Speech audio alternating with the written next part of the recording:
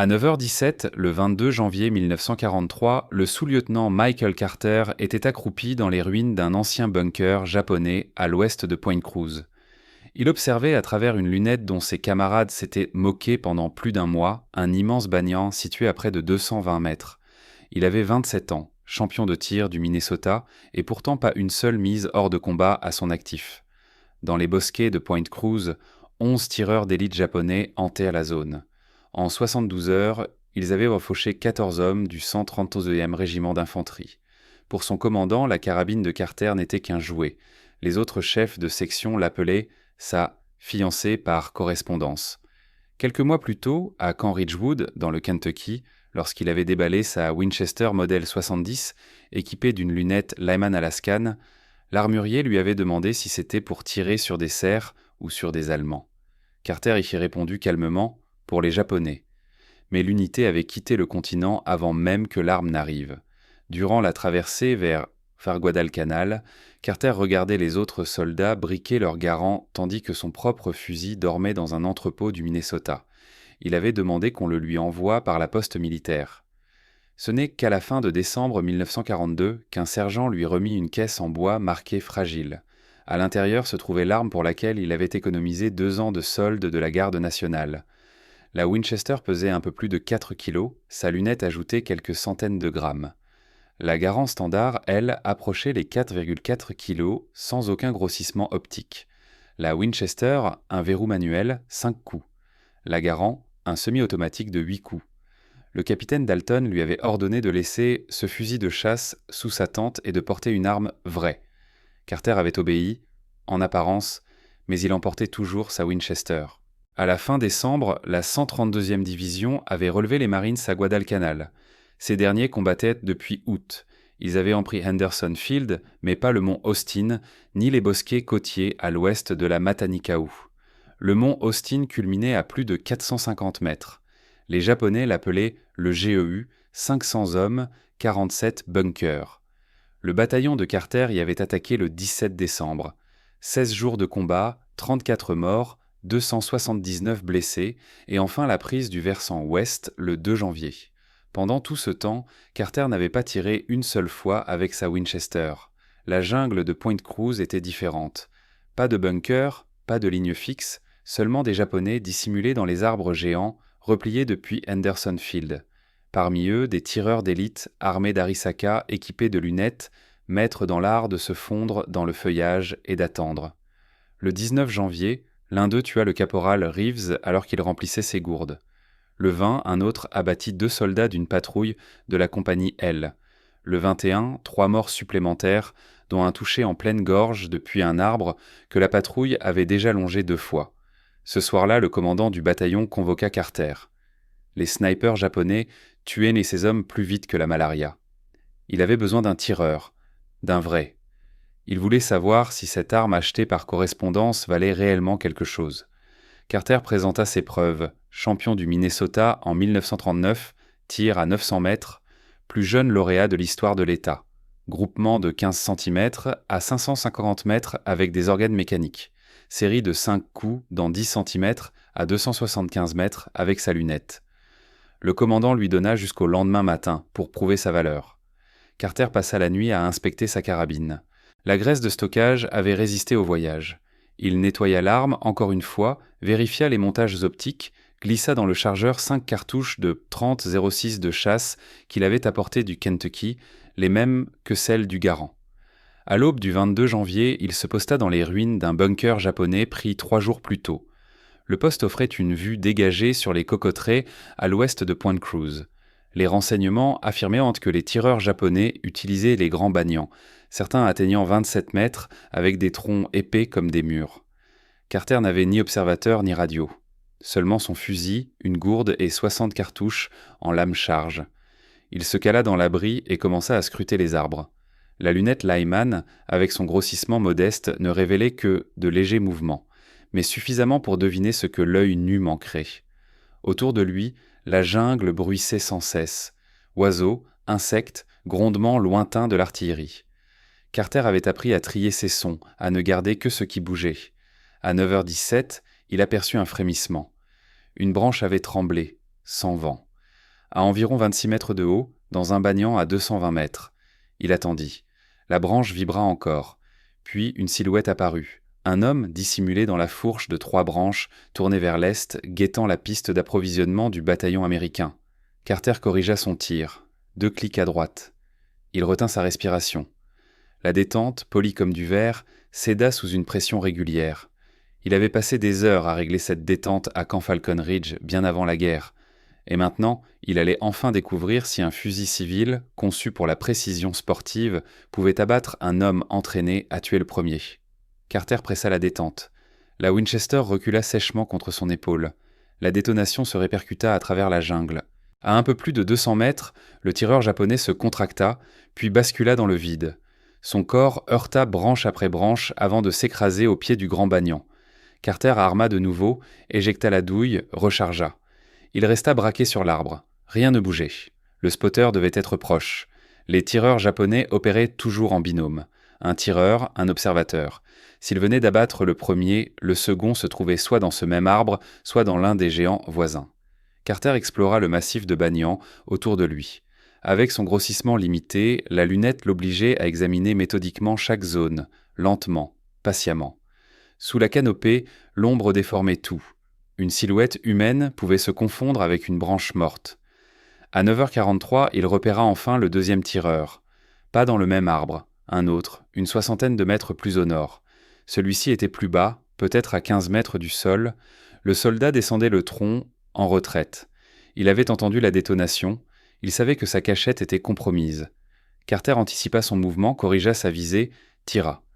Le Japonais bascula en arrière et disparut dans les branches, son fusil heurtant les rameaux avant de frapper le sol presque en même temps que lui.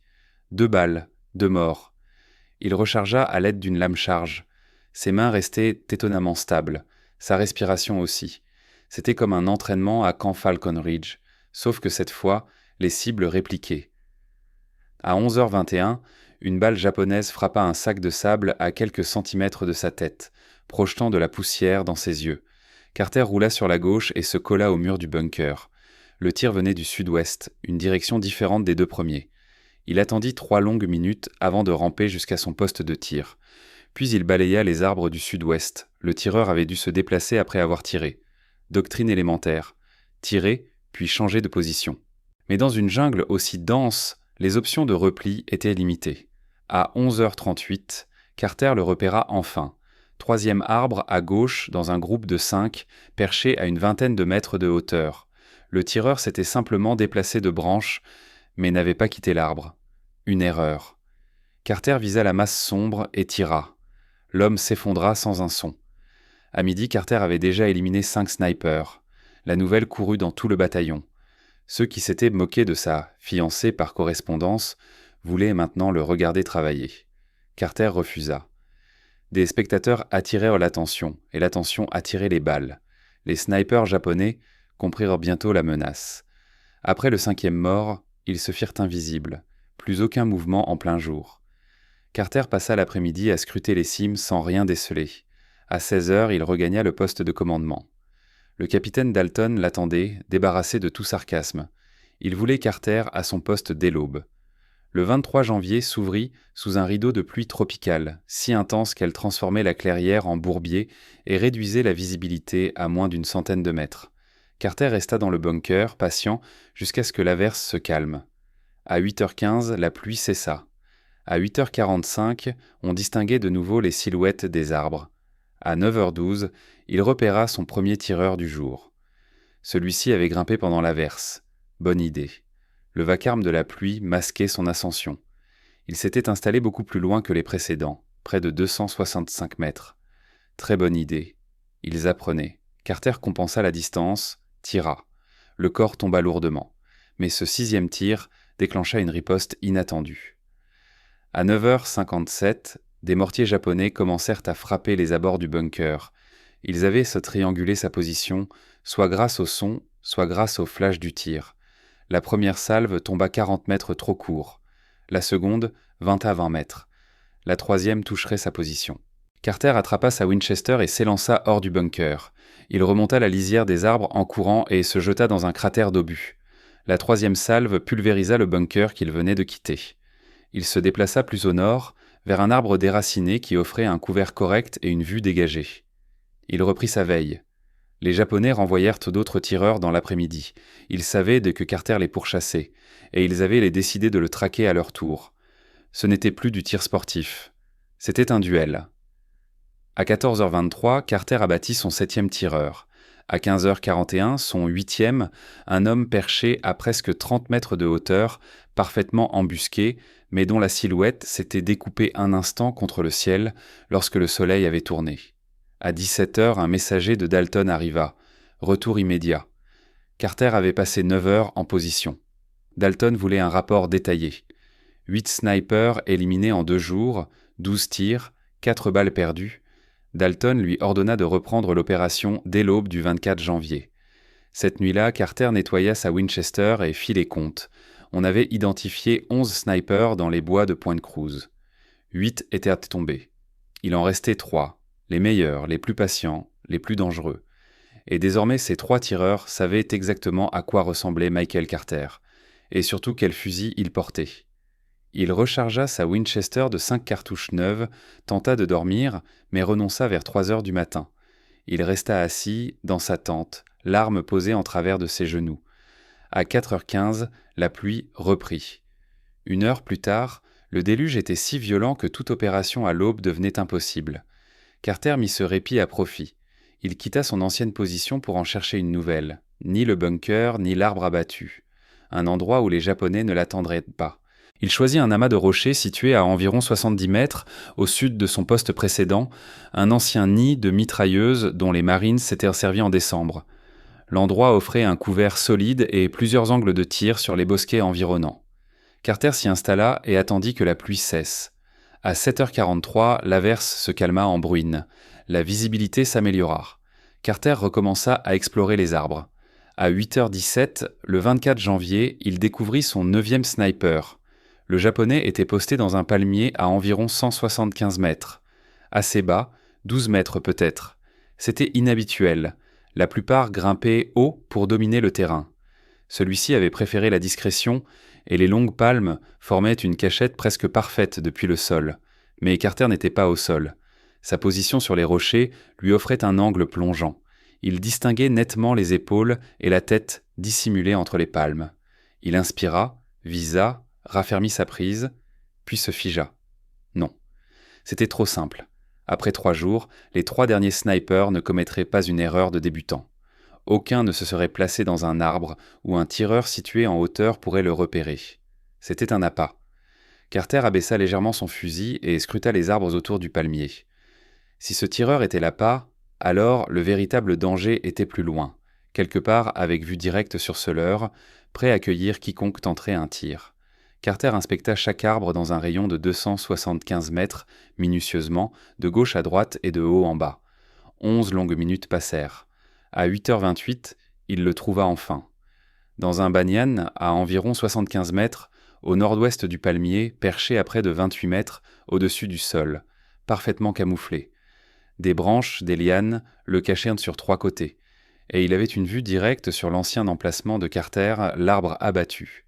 Il attendait que Carter se montre là ou qu'il tente de tirer sur l'appât. Carter avait alors 2 problèmes. Le vrai tireur surveillait le mauvais endroit. Si Carter tirait sur lui, le son révélerait sa véritable position. Le Japonais aurait le temps de se déplacer avant que Carter puisse réarmor. S'il ne faisait rien, le sniper finirait par comprendre que Carter n'était pas au tronc couché et commencerait à fouiller les environs. Il prit sa décision. Utiliser l'appât contre eux, il visa le faux sniper dans le palmier, compensa le vent, tira. Le leurre s'effondra. Instantanément, Carter fit pivoter sa Winchester vers le banyan. Le véritable sniper réagirait. Il se tournerait vers la détonation. Ce mouvement suffirait. Carter le vit, un frémissement, un léger décalage. Le Japonais cherchait sa nouvelle direction. Carter pressa la détente avant qu'il ne puisse pivoter complètement. L'homme tomba. Son fusil dévala les branches derrière lui. 2 balles, 2 morts. Mais Carter venait ainsi de révéler sa position à quiconque observait encore. Il attrapa son fusil, ses munitions, et s'élança. Il longea la ligne de rochers vers l'est et se laissa glisser dans un fossé de drainage à une 40aine de mètres. Il s'y enfonça dans la boue, immobile. À 8h34, une rafale de mitrailleuses laboura les rochers où ils se trouvaient 6 secondes plus tôt. Des éclats de pierre voltigèrent. Le tir dura 17 secondes.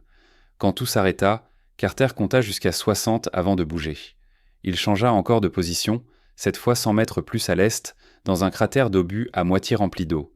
Il entra dans la cuvette boueuse jusqu'à la poitrine, posa sa Winchester sur le rebord et recommença à chercher dans la jungle. 10 snipers étaient morts. Il n'en restait qu'un. Le 11e serait le plus dangereux, le plus intelligent, le plus patient, celui qui avait survécu 3 jours à voir mourir tous les autres. Il connaissait les méthodes de Carter. Il connaissait son fusil. Il connaissait approximativement sa zone de tir. Et quelque part dans ces arbres, il observait. Il attendait. Il préparait son coup. Carter balaya la jungle dans sa lunette. Le grossissement modeste de la Lyman alaskane révélait des silhouettes, mais indistinctes. Chaque tache sombre pouvait être une branche, ou un homme. À 9h47, Carter comprit son erreur. Le dernier sniper n'était pas dans un arbre, il était au sol. Il avançait vers lui. Carter aperçut un frémissement sur le bord de son champ de vision. Une silhouette rampante à une 50aine de mètres au sud, glissant entre les fougères et les lianes, longeant la lisière. Le tireur se faufilait vers l'ancien poste de Carter. Carter resta immobile dans l'eau froide. Sa Winchester était déjà épaulée. Il contrôlait sa respiration. Mais le rebord du cratère masquait complètement l'approche de l'homme. Pour tirer, il devrait se hisser et s'exposer. À 9h52, le Japonais cessa de bouger. Le sniper rampant s'était rapproché à une 40aine de mètres des rochers. Depuis son trou d'obus noyé d'eau, Michael Carter l'observait dans sa lunette. L'homme scrutait méthodiquement les pierres, cherchant le moindre frémissement, le moindre indice de la présence de sa cible. Carter attendit. La patience, c'était la vertu première du tireur d'élite. Savoir rester immobile, laisser le temps s'étirer, ne tirer qu'au moment parfait et jamais sous la contrainte. À 9h58, le Japonais recommença à ramper. 35 mètres des rochers. 30. 25. Il approchait par le sud, exactement par où Carter avait fui sous la mitrailleuse quelques heures plus tôt. Le message était clair. Le tireur avait assisté à l'attaque, avait compris que Carter s'était replié vers l'est et avançait maintenant le long du chemin le plus logique. Il traquait Carter comme Carter avait traqué les siens. À 10h03, le sniper atteignit enfin les rochers. Il se glissa dans l'ancien nid de mitrailleuse et adopta une position tournée vers l'est, en direction du fossé où Carter aurait dû se trouver. Il n'était plus qu'à 38 mètres de Carter, mais lui faisait complètement dos. Un tir s'entremasse à cette distance aurait été un jeu d'enfant, même sans lunettes. Mais Carter ne tira pas. Cet homme avait survécu 10 jours dans les bosquets de Point Cruz, là où 10 autres avaient péri. Il n'était pas du genre à s'exposer ainsi plus de quelques secondes. Trop facile, trop ouvert. Encore un appât. Carter garda sa lunette fixée sur le sniper dans les rochers, mais élargit son attention. S'il s'agissait d'un leurre, un deuxième tireur devait couvrir ce faux poste, quelque part où il aurait une ligne de vue parfaite pour punir toute tentative de tir. À 10h06, Carter le repéra. Un second soldat japonais, environ 70 mètres, au nord-ouest, immobile derrière un tronc renversé. Il ne bougeait pas, ne se repositionnait pas. Il attendait simplement, son fusil dirigé exactement vers le fossé où Carter était supposé se cacher. 2 hommes, pas un. Le 11e tireur n'était pas venu seul, ou bien il s'agissait des 2 derniers snipers, les numéros 10 et 11, travaillant en tandem. Carter comprit alors qu'il ne pourrait pas abattre les 2 avant qu'ils ne réagissent. Sa Winchester à verrou exigeait de réarmer entre chaque tir, assez pour que les Japonais détectent sa position et ouvrent le feu. Il lui fallait une autre solution. Lentement, il s'enfonça plus profondément dans l'eau boueuse du cratère. Il s'immergea jusqu'à ne laisser dépasser que ses yeux et le haut de sa tête. Sa Winchester, tenue verticalement, restait hors de l'eau pour éviter que le canon ne se remplisse. Et il attendit. À 10h13, le sniper embusqué dans les rochers se releva. 10 minutes sans mouvement dans le fossé, il en conclut que Carter avait continué sa fuite vers l'est. Il fit un signe au deuxième tireur. Les 2 hommes commencèrent à progresser vers l'est, côte à côte, espacés d'environ 70 mètres. Ils effectuaient un balayage destiné à débusquer Carter. Leurs silhouettes passèrent devant le cratère. Ils étaient désormais entre Carter et la lisière. Leur dos lui faisait l'eau face. Carter sortit lentement de l'eau, la Winchester collée contre son épaule, des filets de boue dégoulinant du canon, de sa tenue, de son visage. Il visa le plus proche, celui des rochers, maintenant à 42 mètres. Il tira. L'homme s'effondra. D'un geste fluide, Carter réarma, pivota et aligna le deuxième tireur, celui derrière le tronc abattu. Le Japonais se retournait déjà, son arme se levant. Carter tira le premier. Le second homme tomba à son tour. 3 jours, 11 tirs sur des snipers. 11 morts. Carter venait d'éliminer la menace qui avait coûté 14 vies américaines en 72 heures. Il se hissa hors du cratère, ramassa ses douilles, lorsqu'un bruit le figea. Des voix japonaises, venant de la lisière. Plusieurs hommes approchaient tous des 2 corps. Carter comprit. Il avait tué les tireurs, mais les tireurs n'étaient pas seuls. Il replongea aussitôt dans le cratère, l'eau glacée montant jusqu'à son menton. Il se submergea, ne laissant dépasser que ses yeux. Sa Winchester dressée à la verticale pour protéger le canon. Les voix se rapprochaient. Au moins 6 hommes, probablement plus. Ils arrivaient directement vers les cadavres. Carter entendit le bruit des branches cassées, d'équipements heurtant le bois. Ce n'étaient pas des snipers, de l'infanterie. Une patrouille envoyait récupérer les corps. Il compta silencieusement les secondes. Les voix s'arrêtèrent près du premier corps, si près que Carter distinguait parfaitement leurs intonations, même s'il ne comprenait pas les mots. Puis elles se déplacèrent vers le second cadavre, avec des exclamations plus pressées. À 10h28, elles reprirent leur progression, non pas vers la jungle, mais vers le cratère. Ils avaient retrouvé ses traces. Des empreintes dans la boue, menant des rochers à sa cachette. Carter avait été discret dans ses mouvements, mais pas dans ses pas. Il lui restait 5 cartouches, et au moins 6 soldats japonais en approche. Un très mauvais rapport pour un fusil à verrou. Carter pesa ses options, rester immobile et espérer que la patrouille passe, ou se battre. Les voix se rapprochaient. 30 mètres, 25, 20. À 10h31, une silhouette apparut au bord du cratère. Un soldat japonais regardait droit dans la cavité et droit dans les yeux de Carter. Leur regard se croisa. Carter tira depuis l'eau. Le soldat bascula en arrière. Toujours immergé, Carter arma de nouveau, remplaça la cartouche, se redressa. 2 autres soldats venaient d'apparaître au-dessus de lui. Il tira, réarma, tira encore.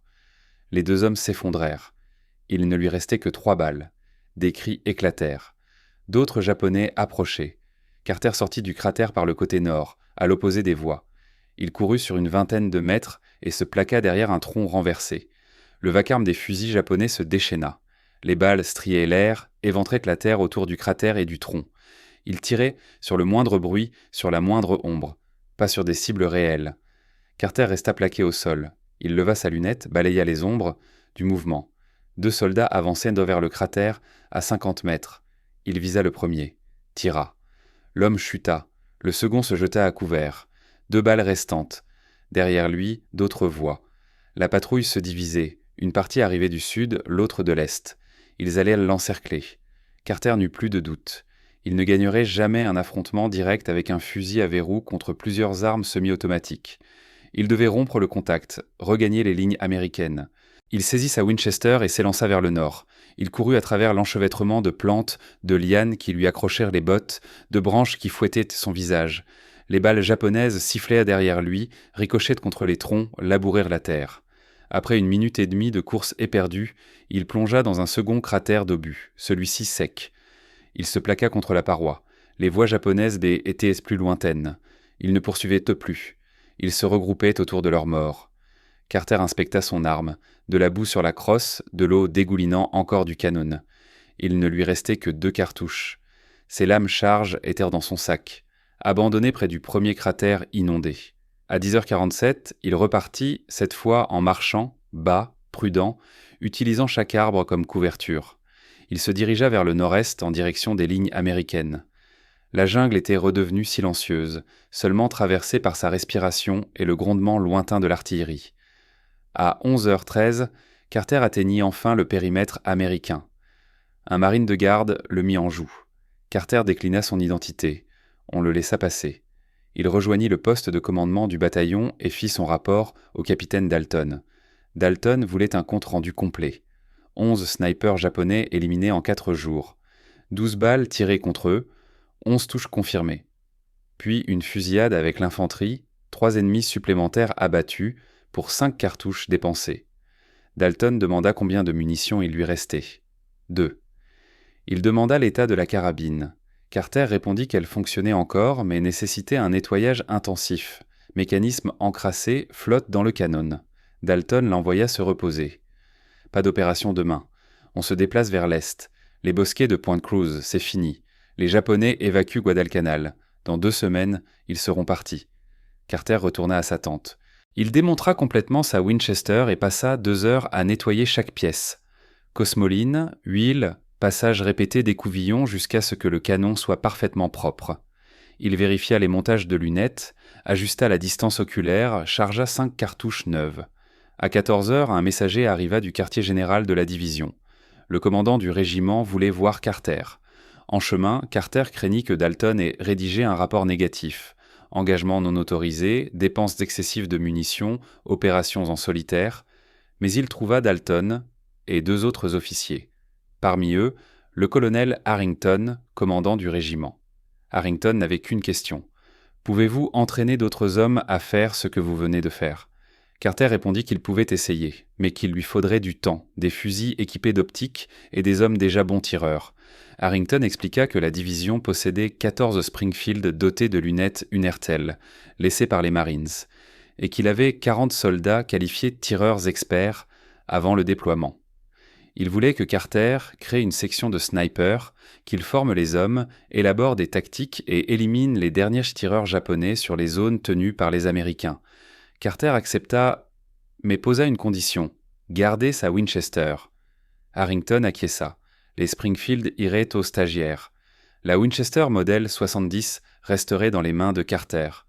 L'entraînement débuta le 27 janvier. 40 hommes rassemblés sur un champ de tir improvisé à 3 km à l'est d'Henderson Field. Sur le papier, c'étaient d'excellents tireurs. Ils avaient tous réussi les épreuves à la visée mécanique jusqu'à 450 mètres. Mais aucun n'avait jamais été sniper. Aucun n'avait abattu un homme depuis une cachette. Carter commença par les bases, respiration, pression sur la détente, lecture du vent. Les Springfield, avec leurs lunettes Unertel, pesaient près de 5 kilos, lourds mais stables. Plus lourds que le Garand, plus lourds même que la Winchester de Michael Carter, les Springfield offraient une stabilité remarquable, mais épuisaient rapidement les bras lorsqu'on les tenait trop longtemps en joue. Carter apprit donc à ses hommes à utiliser tout ce que le terrain pouvait offrir. Un rocher, une souche, un tronc couché, un sac de sable. La jungle ne proposait presque jamais la position idéale. Un sniper devait fabriquer sa stabilité, pas l'attendre. L'instruction au champ de tir dura 3 jours. Carter fit tirer ses hommes sur des cibles fixes entre 100 et 350 mètres, puis sur des silhouettes mobiles, puis sur des silhouettes dissimulées derrière des feuillages. Le 30 janvier, 32 des 40 stagiaires atteignaient régulièrement une cible humaine à 275-300 mètres en conditions réelles. Carter divisa alors le groupe en 16 binômes, un tireur et un observateur. L'observateur portait des jumelles et un garant. Son rôle, repérer la cible, sécuriser le tireur, corriger les erreurs. Après chaque élimination, les rôles pouvaient s'inverser pour éviter qu'un seul homme devienne indispensable. Le 1er février, Carter emmena 4 équipes sur le terrain. Objectif, nettoyer les positions japonaises à l'ouest de la rivière Matanikau. Les renseignements faisaient état de petits groupes japonais encore actifs. De l'infanterie isolée, pas des tireurs d'élite, des traînards qui n'avaient pas encore pu évacuer. Les équipes se fuient mais se mirent en place à l'aube. Carter travaillait avec un observateur qu'il connaissait bien, le caporal Mitchell. Ils se placèrent sur une crête dominant un sentier que les Japonais utilisaient pour le ravitaillement. À 7h20, un soldat ennemi apparut. Mitchell confirma la cible aux jumelles. Carter tira. L'homme s'écroula. Ils attendirent une autre apparition. Rien. Mais au fil des 6 heures suivantes, Carter et Mitchell engagèrent 7 Japonais supplémentaires sur ce même sentier. 7 tirs, 6 éliminations, une balle perdue à cause d'un coup de vent.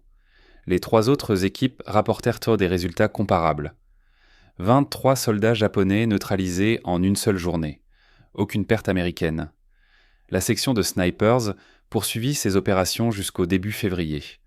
Le 9 février, le total s'élevait à 74 soldats japonais éliminés. Un chiffre prudent, Carter ne comptait que les morts, confirmés visuellement. Pendant ce temps, l'évacuation japonaise s'accélérait. Les destroyers nippons venaient la nuit chercher des troupes à Cape Espérance, à l'extrémité ouest de Guadalcanal. Les forces américaines tentaient de couper la retraite, mais les Japonais livraient des combats d'arrière-garde particulièrement efficaces. La section de Carter reçut l'ordre d'éliminer les soldats couvrant ses replis. Le 7 février, près de la Tanamboa River, un fantassin japonais tira sur Carter. La balle le frappa à l'épaule gauche, le projeta au sol. Mitchell le tira aussitôt à couvert et appela un infirmier. La blessure était sérieuse mais pas mortelle. La balle avait traversé le muscle sans toucher d'os ni d'artère majeure. Carter fut évacué vers un hôpital de campagne près d'Henderson Field. Les médecins nettoyèrent et suturèrent la plaie. Ils lui annoncèrent qu'il récupérerait, mais qu'il avait besoin de repos. Pas de combat pendant 3 semaines au minimum. Il passa 2 semaines à l'hôpital. Entre-temps, l'évacuation japonaise fut achevée. Le 9 février, les forces américaines atteignirent Cap Espérance, désertées. La campagne de Guadalcanal était terminée. La section de Carter avait combattu 12 jours. 74 éliminations confirmées. Aucune perte américaine dans les opérations de tir. L'état-major de la division leur adressa une reconnaissance officielle. Le colonel Harrington recommanda Carter pour une Bronze Star. Mais la guerre de Carter n'était pas terminée. Alors qu'il terminait sa convalescence, un ordre du Pacific Command tomba. On recherchait des officiers expérimentés pour une mission nouvelle, en Birmanie, classifiée. Carter se porta volontaire. En mars, il embarqua sur un transport en direction de l'ouest du Pacifique. Sa Winchester modèle 70 était soigneusement rangée dans un caisson étanche, sa lunette Lyman enveloppée dans de la toile huilée. Il ne savait presque rien de sa future mission, sinon qu'elle impliquait la jungle, des patrouilles de longue portée et des opérations derrière les lignes japonaises. Le genre d'opération où un homme capable d'atteindre une cible à 550-600 mètres pouvait faire la différence. Le navire atteignit l'Inde le 3 avril. Carter et 200 autres officiers y furent abriefés. Ils rejoindraient une nouvelle unité, près de 3000 hommes, sans désignation officielle pour le moment. Mais les soldats l'appelaient déjà autrement. Les Hawthorne Rangers. L'unité, officiellement le 137th Composite Unit, serait reconnue le 28 mai 1943, mais l'entraînement avait commencé dès avril. Tactique de pénétration à longue distance, survie dans la jungle, opération sans ligne logistique. Le modèle, les Shindites britanniques, des colonnes légères, capables d'opérer longtemps derrière les lignes ennemies. Carter fut affecté au 2e bataillon.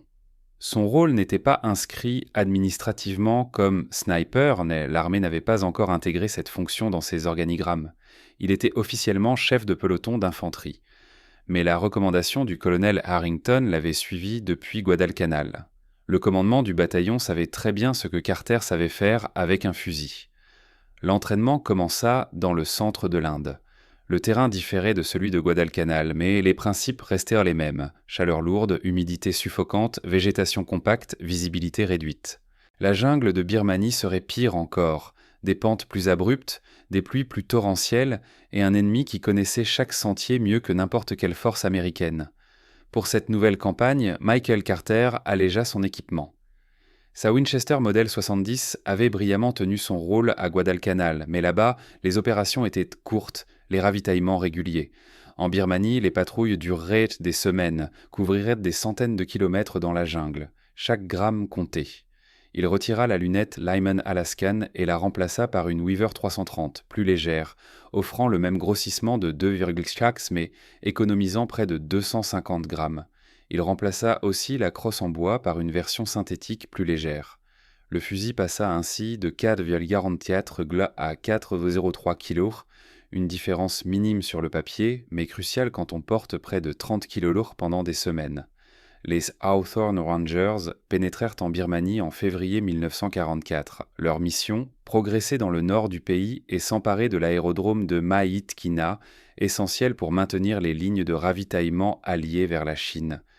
Les Japonais défendèrent la zone avec près de 4000 hommes. L'approche se ferait entièrement à pied, par un terrain que les Japonais jugeaient impraticable pour une force importante. Montagnes, rivières, jungle épaisse, absence de route, simples pistes animales. Pas de véhicules, pas d'artillerie lourde, juste des fusils, des mortiers légers et la capacité d'avancer là où personne ne pensait que c'était possible. Le bataillon de Carter entama la marche le 24 février. La première semaine, ils couvrirent 135 km dans la jungle montagneuse. Des hommes s'effondraient d'épuisement. La malaria gagnait chaque jour du terrain. Les mules, essentielles au transport, souffraient sur les pentes. On dut en abattre plusieurs lorsqu'elles se brisèrent en les pattes. En mars, ils avaient parcouru 350 km et affronté les Japonais à 12 reprises. Escarmouches rapides, embuscades éclairs, fusillades brèves suivies d'un retrait immédiat. Les Rangers n'étaient pas faits pour tenir une position, mais pour harceler, perturber, couper les lignes, semer le chaos derrière les lignes japonaises. Carter n'utilisa sa Winchester que 3 fois durant toute la marche. Une fois à 380 mètres contre un officier qui dirigeait un passage de rivière. Une fois à 350 mètres contre un nid de mitrailleuse. Une fois à 265 mètres contre un sniper qui bloquait une patrouille américaine. 3 tirs. 3 morts. Jamais 2 fois dans la même action. Le claquement particulier de la Winchester la distinguait trop du Garand. Un deuxième tir révélait trop facilement sa position. Carter avait appris. Tirer, puis disparaître. La marche jusqu'à Miitkina dura 3 mois. Fin mai, les Rangers avaient couvert plus de 1100 km. Ils avaient perdu davantage d'hommes à la maladie qu'au combat. Malaria, dysenterie, typhus. Une unité partie à 5300 hommes n'en comptait plus que moins de 3000 encore valides. Le 17 mai, ils prirent l'aérodrome. Victoire stratégique, mais victoire qui les avait brisés. L'unité n'était plus opérationnelle. Trop de morts, trop de malades, trop de semaines passées dans la jungle sans ravitaillement ni soutien médical. Carter survécut à la campagne, sa Winchester aussi. Mais le fusil, si redoutable à Guadalcanal, n'avait servi que 7 fois en 3 mois. En Birmanie, les engagements se faisaient presque toujours à courte distance, 15, 20, 30 mètres, parfois moins. Des embuscades violentes dans une végétation où l'on ne voyait pas à 10 mètres devant soi. Le tir de précision, longue distance, n'avait presque plus d'utilité. Carter en tira une conclusion. La Winchester modèle 70 était un fusil exceptionnel. Probablement le meilleur fusil à verrou jamais produit pour un tireur sportif. Mais la guerre moderne changeait. Les fusils semi-automatiques, comme le Garand, devenaient la norme. La prochaine guerre nécessiterait d'autres armes, d'autres techniques. Mais il n'y aurait pas de prochaine guerre. Du moins, pas pour lui immédiatement. En juin 1944, Carter fut évacué de Birmanie avec les derniers survivants des Rangers. L'unité fut dissoute. Carter reçut ensuite une affectation d'instructeur aux États-Unis. Il ne tira plus jamais en combat avec sa Winchester. Il rentra au pays en juillet 1944. L'armée le promut capitaine et l'affecta à Fort Hardwick, en Virginie. Sa mission, former les officiers d'infanterie au tir, aux tactiques de petites unités, aux déplacements en jungle, à l'identification des cibles, aux engagements à longue distance et à l'autonomie sans ligne logistique. Il conserva sa modèle 70. Le fusil avait voyagé du Minnesota au Kentucky, puis à Guadalcanal, en Inde, en Birmanie, avant de revenir en Virginie. Il avait abattu au minimum 14 ennemis confirmés, probablement davantage. Carter avait cessé de compter après la Birmanie. La Winchester reposait désormais dans une caisse au pied de son lit, à Fort Hardwick. Il l'ouvrait rarement. La guerre avait changé. Les îles du Pacifique tombaient une à une. Les forces américaines avançaient en France, en Allemagne. Le rôle du tireur individuel équipé d'un fusil personnel disparaissait. L'armée se tournait vers la standardisation, production de masse, pièces interchangeables, soldats équipés de la même manière, formés de la même manière. Carter comprenait. La guerre moderne exigeait une échelle industrielle. Mais quelque chose se perdait dans cette modernisation. La part d'artisanat dans le métier de soldat, cette idée qu'un homme, muni du bon fusil et de la bonne formation, pouvait modifier le cours d'un engagement à lui seul. Michael Carter fut démobilisé en janvier 1947. Il quittait l'armée avec le grade de lieutenant-colonel, 2 Bronze Stars, un Purple Heart et l'Infantry Combat Badge. Il retourna au Minnesota puis s'inscrivit à la Columbia University grâce au GI Bill. Il y étudia les sciences de politique et obtint son diplôme en 1950 parmi les tout premiers de sa promotion. Après Columbia, Carter passa 4 années à Yale, puis 4 ans en Afrique de l'Est britannique, où il étudia les institutions locales et la politique régionale. Plus tard, il s'installa à Philadelphie, où il devint directeur exécutif de l'Institute of African American Relations. Il rejoignit ensuite le Foreign Affairs Institute du département d'État comme consultant et conférencier sur les affaires africaines. Pendant toutes ces années, Carter ne parla jamais en public de Guadalcanal ni de la Birmanie. Ses collègues savaient qu'il avait servi dans le Pacifique, mais ils ignoraient tout de Point Cruz. Ils ne connaissaient ni l'histoire des snipers japonais, ni l'existence de la Winchester Model 70 qui reposait dans un étui chez lui. En 1947, Carter décida d'écrire ce qu'il avait vécu, non pas pour publier, mais pour garder une trace. Il voulait documenter les armes, les tactiques de la guerre en jungle, tant que les détails restaient nets dans sa mémoire. Il écrivit pendant 6 mois. Le manuscrit dépassa les 400 pages. Un ami à la National Rifle Association lut le texte et lui suggéra d'en faire un livre. Carter hésitait. L'ouvrage était technique, presque clinique, rempli de descriptions d'armes, de munitions, de balistique. Mais la NRA insista. Le livre parut en 1947 sous le titre « Shots Fired in Anger ». Il devint un classique parmi les passionnés d'armes et les historiens militaires. Carter y décrivait Guadalcanal et la Birmanie avec une précision froide. Pas d'embellissement, pas d'héroïsation, seulement les faits, ce qui avait fonctionné, ce qui n'avait pas fonctionné, et pourquoi. L'ouvrage est encore imprimé aujourd'hui, incontournable pour les collectionneurs et les chercheurs spécialisés dans les armes légères de la Seconde Guerre mondiale. Les descriptions de Carter sur les armes japonaises demeurent parmi les témoignages les plus précis de l'époque. Carter vécut suffisamment longtemps pour voir les États-Unis mener 3 autres guerres, la Corée, le Vietnam, le Golfe. Il vit les fusils d'infanterie évoluer du Garand au M14 puis au M16. Il vit apparaître le sniping comme spécialité militaire à part entière, avec formation et équipement dédiés. Il vit les leçons de la Seconde Guerre mondiale être réapprises, peaufinées, adaptées par de nouvelles générations de soldats. Michael Carter s'éteignit le 3 janvier 2009. Il avait 90 ans. La Winchester Model 70 qui avait servi à Guadalcanal fut donnée au National Firearms Museum à Fairfax, Virginie. Elle repose aujourd'hui dans une vitrine accompagnée d'un petit panneau racontant son histoire. La plupart des visiteurs passent devant sans s'arrêter. Elle ressemble à n'importe quel vieux fusil de chasse. Mais elle ne l'est pas. C'est l'arme qui avait montré qu'un champion de tir, muni d'une lunette achetée par correspondance, pouvait surpasser des tireurs d'élite militaire entraînés. Le fusil qui avait nettoyé les bosquets de Point Cruz en 4 jours, là où un bataillon entier n'y était pas parvenu en 2 semaines. Le fusil qui avait contribué à transformer la manière dont l'armée américaine concevait le tir individuel dans la guerre moderne.